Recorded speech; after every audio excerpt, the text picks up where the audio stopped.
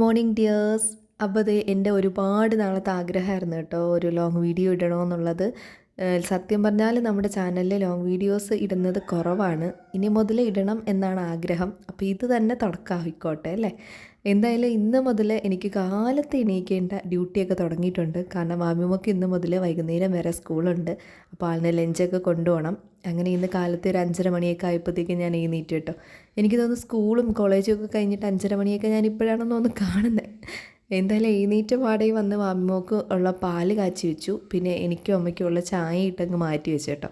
എന്നിട്ട് ഇന്നലെ ആട്ടി വെച്ച മാവുണ്ടായിരുന്നു, അപ്പോൾ അതൊക്കെ നല്ല പൊങ്ങി വന്നിട്ടുണ്ട്. അതിലേക്ക് ലേശം ചോടാപ്പൊടിയോ ഉപ്പും ഇട്ട് കലക്കി വെച്ചിട്ട് ചമ്മന്തി അങ്ങ് ആക്കി കേട്ടോ. മാമിമോക്ക് ചമ്മന്തിയോ സാമ്പാറോ ഇഡ്ഡലിയുടെ കൂടെ കഴിക്കാൻ ഭയങ്കര ഇഷ്ടമാണ്. വേറെ ഉണ്ടാക്കാനായിരുന്നു പ്ലാൻ, പക്ഷേ തോരൻ പരിപ്പില്ലായിരുന്നു. അതുകൊണ്ട് പിന്നെ സാമ്പാർ കട്ട് ചെയ്തിട്ട് നമ്മൾ ചമ്മന്തി അങ്ങാക്കി.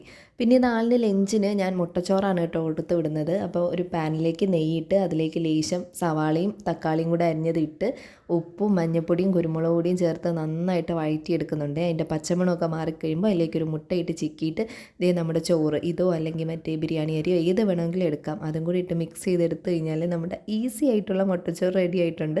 കുഞ്ഞുങ്ങൾക്കൊക്കെ കഴിക്കാനും ഭയങ്കര ഇഷ്ടമായിരിക്കും. അങ്ങനെ മുട്ടച്ചോറ് ഉണ്ടാക്കിയതിന് ശേഷം അതിൽ ഇഡ്ഡലിക്ക് കോരി വെച്ചിട്ട് നേരെ വന്ന് മാമിമോളം ഉണർത്തിയിട്ട് ഇത് വലിയൊരു ടാസ്ക്കാണ്. സാറ്റർഡേ സൺഡേ ഒക്കെ കഴിഞ്ഞുകൊണ്ട് തന്നെ എണീക്കാൻ നല്ല മടിയായിരുന്നു കേട്ടോ. ഏകദേശം ഒരു 6:15 കഴിഞ്ഞ് എഴുന്നേറ്റപ്പോഴത്തേക്കും അപ്പോൾ ഞാനും കൂടെ ചെറിയൊരു ക്രാഷൊക്കെ ഉണ്ടായി. പിന്നെ എൻ്റെ ചായയായിട്ട് ഞാനിങ്ങനെ കുറച്ച് നേരം വെളിയിൽ വിശാലമായിട്ട് വന്ന് ഇങ്ങനെ ചായയൊക്കെ കുടിക്കുകയാണ്. എന്നെപ്പോലെ ഇങ്ങനെ വിശാലമായി ചായ കുടിക്കുന്നവരുണ്ടെങ്കിൽ ഒന്ന് പറയണേ.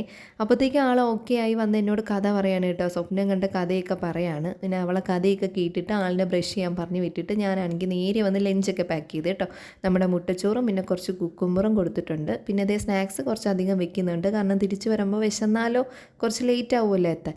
പിന്നെ അതേ ലഞ്ച് ബാഗൊക്കെ സെറ്റ് ചെയ്ത് വെച്ചിട്ട് ഇരുന്നപ്പോഴായിരുന്നു നമ്മുടെ മീൻകാരൻ ചേട്ടൻ വന്നത് കേട്ടോ. 2 ദിവസമായിട്ട് ഇവിടെ മീനില്ലാണ്ട് ആകെ വിഷമത്തിലായിരുന്നു. പിന്നെ വന്ന പാടെ കൈയോടെ കുറച്ച് സിലോപ്പി നിന്നിട്ട് ആൾ പോയി. ഇന്ന് പിന്നെ ചാച്ചനായിരുന്നു സോക്സൊക്കെ ഇട്ട് കൊടുത്ത് അതിൻ്റെ ഗമയിലിരിക്കുകയാണ് കേട്ടോ. ഈ ടൈമിൽ തന്നെ ആളിൽ നിന്ന് 2 സൈഡ് മുടിയൊന്നും കെട്ടിക്കൊടുക്കാൻ പറ്റില്ല കേട്ടോ. പിന്നെ 7:30 ആയപ്പോഴത്തേക്കും ഞങ്ങൾ നേരെ ജംഗ്ഷനിൽ എത്തിയിട്ടുണ്ടായിരുന്നു. അപ്പോഴത്തേക്കും തേജുവും തങ്കച്ചേച്ചിയും കൂടെ വന്നു. പിന്നെ അവരുടെ ബസ് ഒരു 7:45 ആയപ്പോഴത്തേക്കും വന്ന് അവർ പോയി. ഞങ്ങളെല്ലാവരും തിരിച്ചും വന്നു കേട്ടോ. അപ്പോൾ ഈ ഒരു കുഞ്ഞു മോർണിംഗ് റൂട്ടീൻ വീഡിയോ ഇഷ്ടമായിട്ടുണ്ടെങ്കിൽ സപ്പോർട്ട് ചെയ്യുക, അഭിപ്രായങ്ങൾ പറയുക. അപ്പോൾ ബൈ.